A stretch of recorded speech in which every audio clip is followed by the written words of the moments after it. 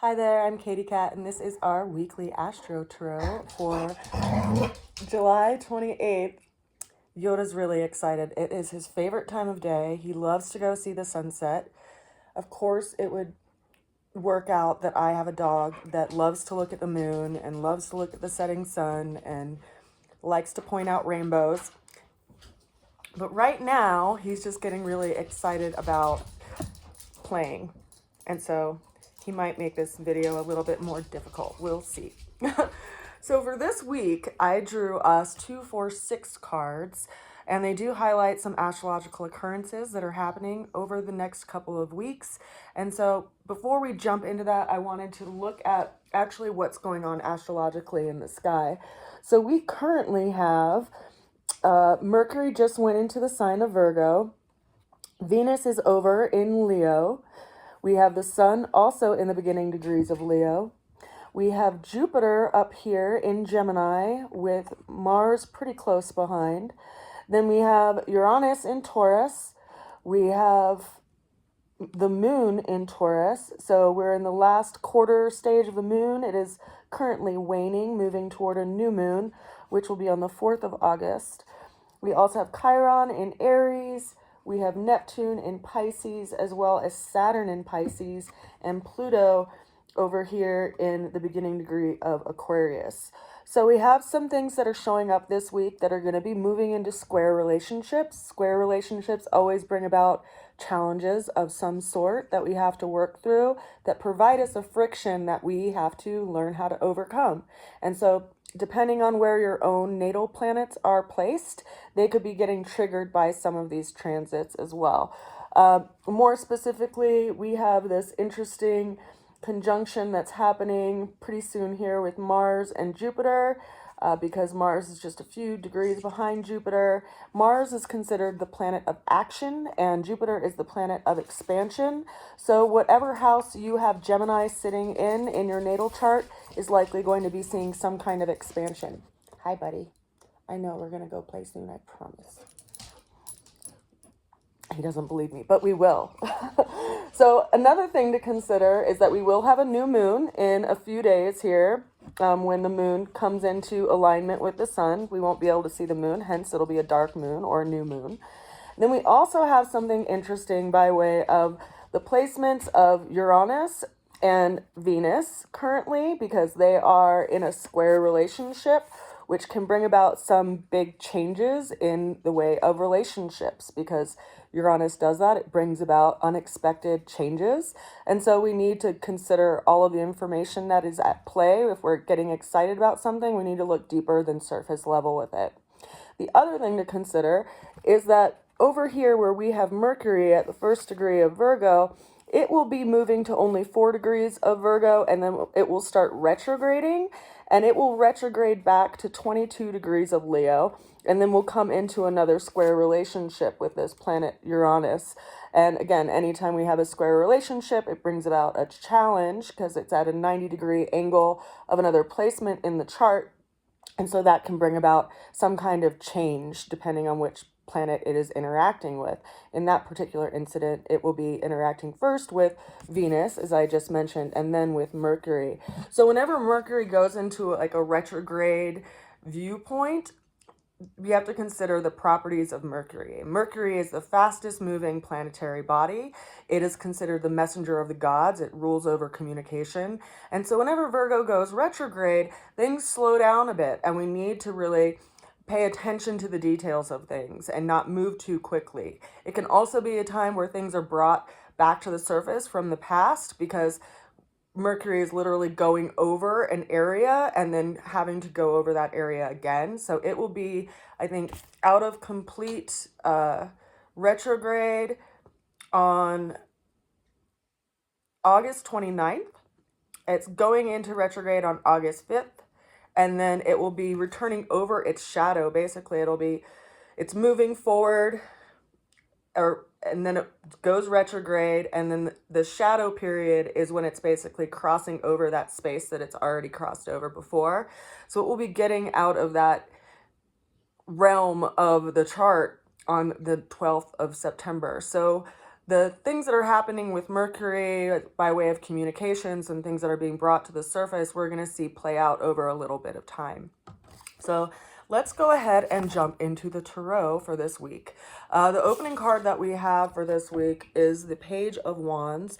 So this is telling us that it's time to ascend to something higher, to look for something on a higher level, you know, and to pursue something greater than we've already been pursuing. This is a card that's associated with the sign of Sagittarius, so it's governed by the planet of Jupiter.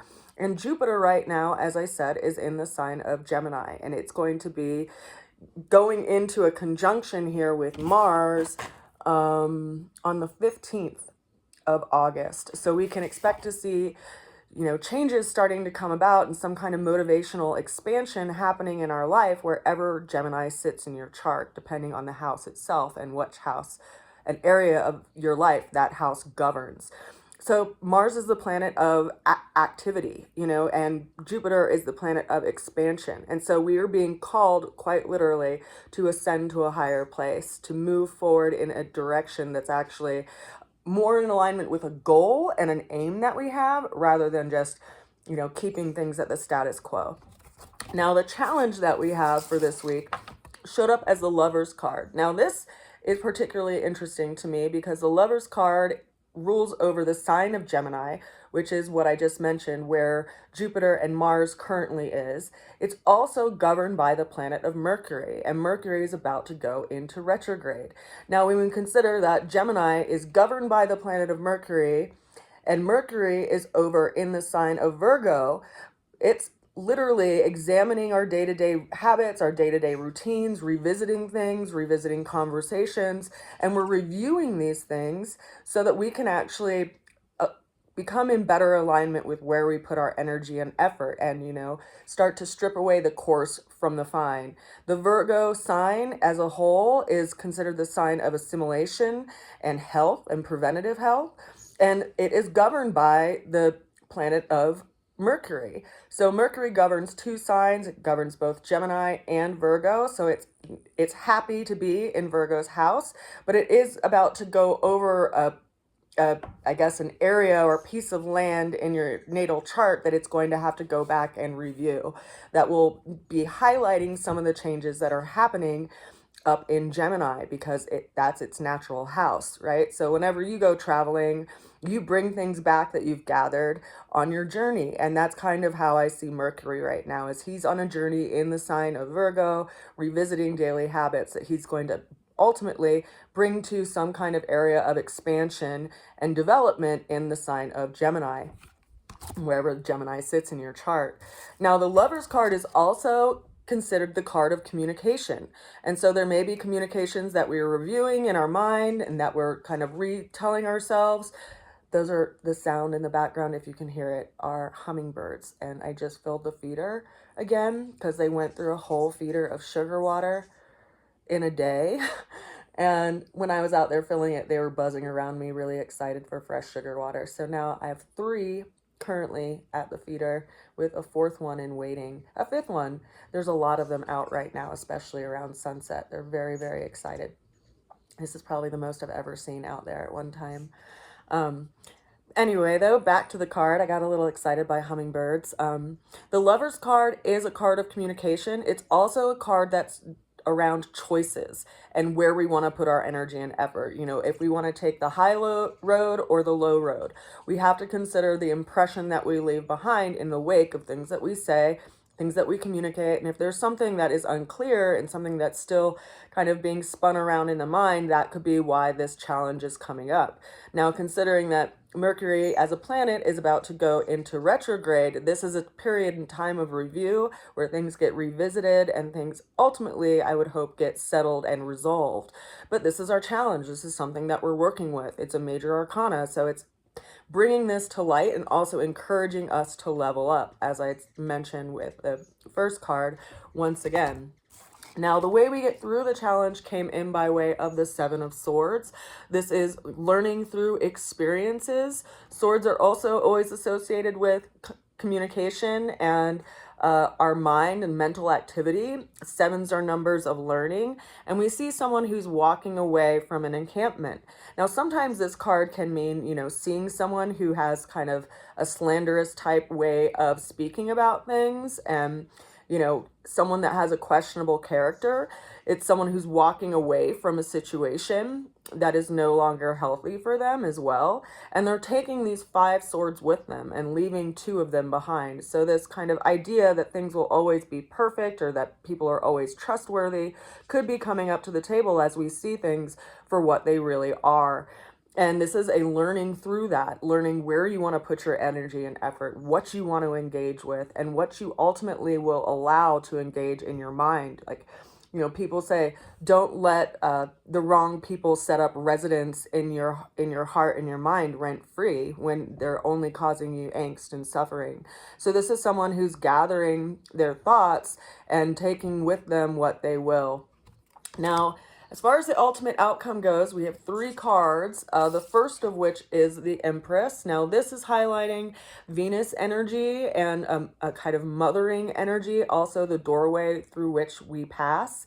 Now, considering that Venus is at 20 degrees right now of Leo, she will be in direct square relationship with Uranus on Friday, August 2nd.